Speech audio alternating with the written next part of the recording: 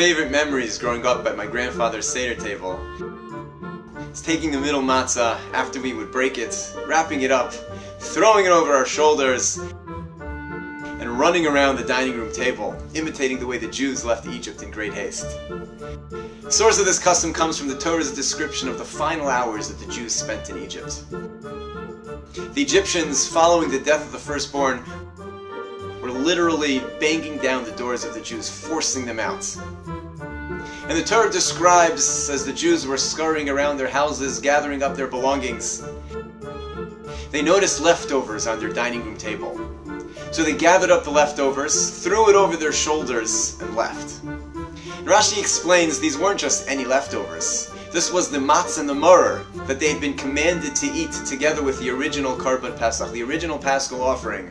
And Rashi asks, but why do we need to know that it was on their shoulders? They had donkeys and donkeys carrying carts and carts of stuff with gold and silver, all of the materials that they took out of Egypt with them. Who cares that they put the matzah on their shoulders?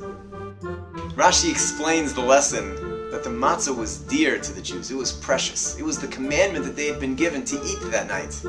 And they didn't want to just throw that on the back of a cart led by a donkey. You don't just put that in the trunk.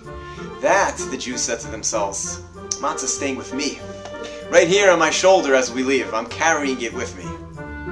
Gold, silver, put that in the trunk, but not my matzah. And we imitate that every year, reminding us of that which is truly precious and truly valuable to us. There's no question that the days leading up to Pesach are the most tense, stressful days on the Jewish calendar. There is so much to do, there is so little time to get it done.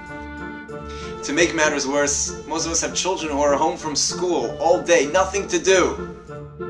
It would be great if they'd be helpful, but at least, please, just stay out of our way.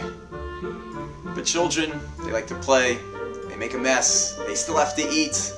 We have to deal with them. And we have to make a decision as to what's truly valuable to us. Our relationship with our children, or how neat and clean our playroom is. And the only way our children will know how we've made that decision is in the way that we interact with them, the way that we speak to them during these most tense, stressful moments. The entire holiday of Pesach is about our children. It's about sitting down at the Seder with them, passing on our tradition, telling our story.